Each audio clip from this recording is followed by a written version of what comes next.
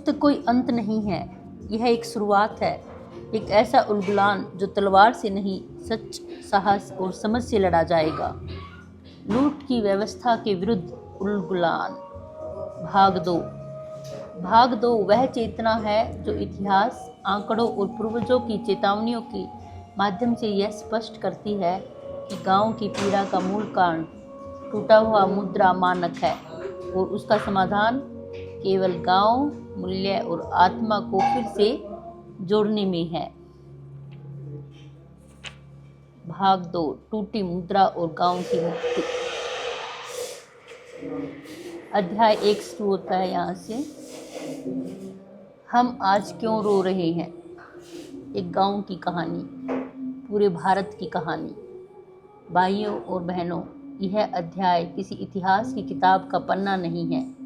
यह तुम्हारे, हमारे गांव की दास्तान है। तुम्हारे बाप दादाओं की आंखों देखी सच्चाई है और तुम्हारे बच्चों की आने वाली जिंदगी की चेतावनी है। आज जब मैं अपने गांव की गलियों में चलता हूँ तो सुनसान सन्नाटा चिखता है। जहाँ कभी हंसी ठिठोली गूंजती थी वहाँ अब ताले लटकते हैं। जहाँ कभी गाय बैल की रंभाई होती थी वहाँ अब कर्ज की रसीदें बिखरी रहती हैं। जहाँ कभी चौपाल पर बुजुर्ग कहानियाँ सुनाते थे वहाँ आज युवा मोबाइल में झुके नजर आते हैं, नौकरी की तलाश में। आज की दुर्दशा, जब आंकड़े चीख रहे हैं, जो 2023 11,290 किसान आत्महत्याएं, NCRB।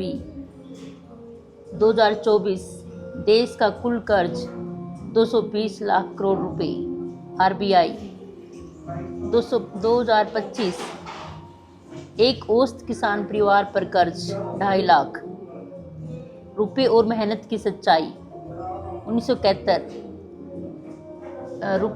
रुपये 1 इक्वल टू पूरी कीमत, आज 1 रुपये 6 पैसे। 1971 10 ग्राम सोना 180 एंड 2025 10 ग्राम सोना 1,24,000।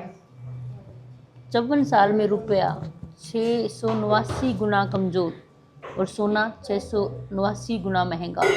मतलब साफ है, तुम्हारी मेहनत की कीमत 689 गुना लूट ली गई।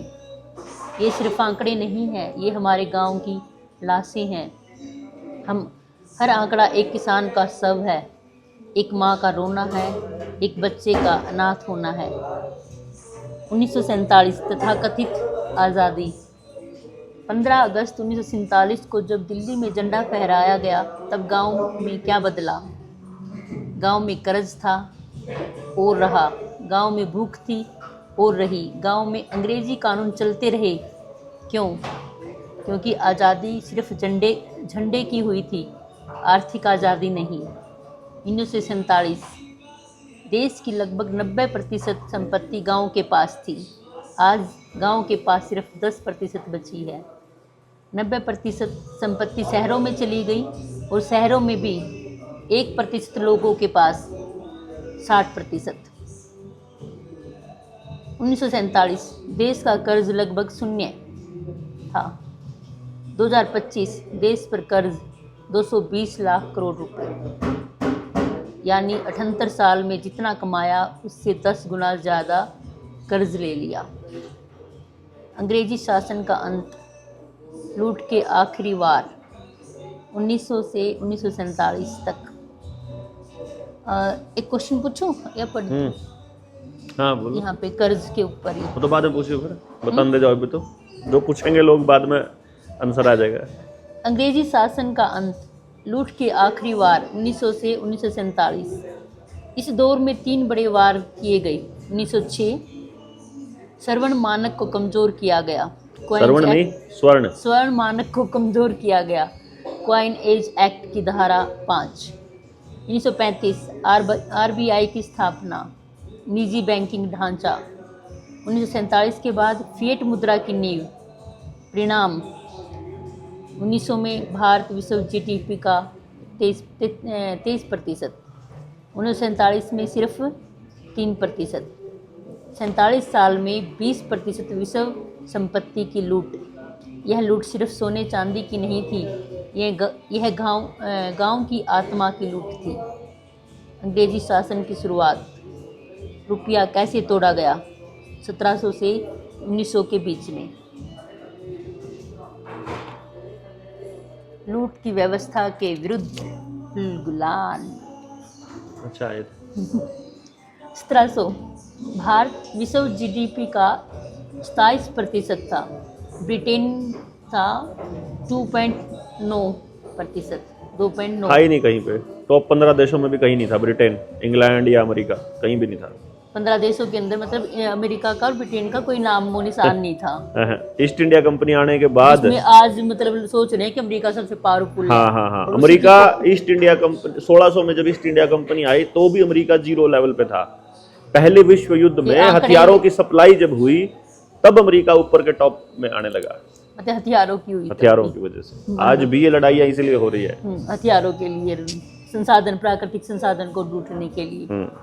भारत में प्रति व्यक्ति सोना चांदी भंडार दुनिया में सबसे ज़्यादा। 1700 में गांव में हर घर में चांदी, हर खेत में गाय और बैल। 1757 प्लासी के बाद हमला कहाँ हुआ? रुपए पर। 1835 में चांदी का मानक, पहले सोना चांदी दोनों थे। 1893 में गोल्ड एक्सचेंज स्टैंडर्ड और 1906 में मानक और कमज़ोर किया गया, क्योंकि जब तक रुपया सोने चांदी से जुड़ा रहता है गांव की मेहनत लूटी नहीं जा सकती। अंग्रेज़ों से पहले स्वर्णिम भारत सन 1 से 1000 ईस्वी तक भारत विश्व जीडीपी का 33% था। पूरी दुनिया का तीसरा हिस्से में अकेला एक देश और बाकी पूरी दुनिया एक तरफ। और 1000 से 1700 ईस्वी तक 27 से 30% पे आ गया वो, तो 1000 वाला। चाणक्य का अर्थशास्त्र साफ कहता है, राजा का पहला कर्तव्य मुद्रा को शुद्ध रखना है, क्योंकि मुद्रा अशुद्ध हुई तो प्रजा अशुद्ध हो जाएगी। 1540 में शेरशाह सूरी का रुपया शुद्ध चांदी आया। अकबर, शिवाजी, राणा प्रताप सभी ने सोने चांदी का मानक रखा। उस समय कोई किसान आत्महत्या नहीं करता था, कोई गांव कर्ज में नहीं डूबता था, कोई बच्चा भूखा नहीं सोता था, कोई जवान पलायन नहीं करता था, क्योंकि रुपया स्थिर था, सोने चांदी से जुड़ा था और गांव की मेहनत से जुड़ा था। निष्कर्ष, आज हम कहाँ खड़े हैं? 1700 में हम विश्व के सबसे अमीर थे, 1947 में हम कंगाल बना दिए गए और 2025 में हम कर्ज के गुलाम बन गए। और यह सफ़र सिर्फ आंकड़ों का नहीं, यह गांव के टूटने और स्वाभिमान के मरने का सफ़र है। लेकिन अब फिर से रुपया मूल्य का मापक बनेगा, गांव स्वावलंबी बनेगा, मेहनत की कीमत सुरक्षित होगी। अगले अध्याय में हम अपने पूर्वजों द्वारा दी गई उन चेतावनियों को सुनेंगे जो हमें इस संगठित लूट और शोषण की व्यवस्था से सचेत रहने का संदेश देती है। तुम तैयार हो न तो पन्ना पलटो और अपने गांव की आवाज़ और ऊंची करो। जय हिंद, जय गांव, जय स्वर्णिम भारत।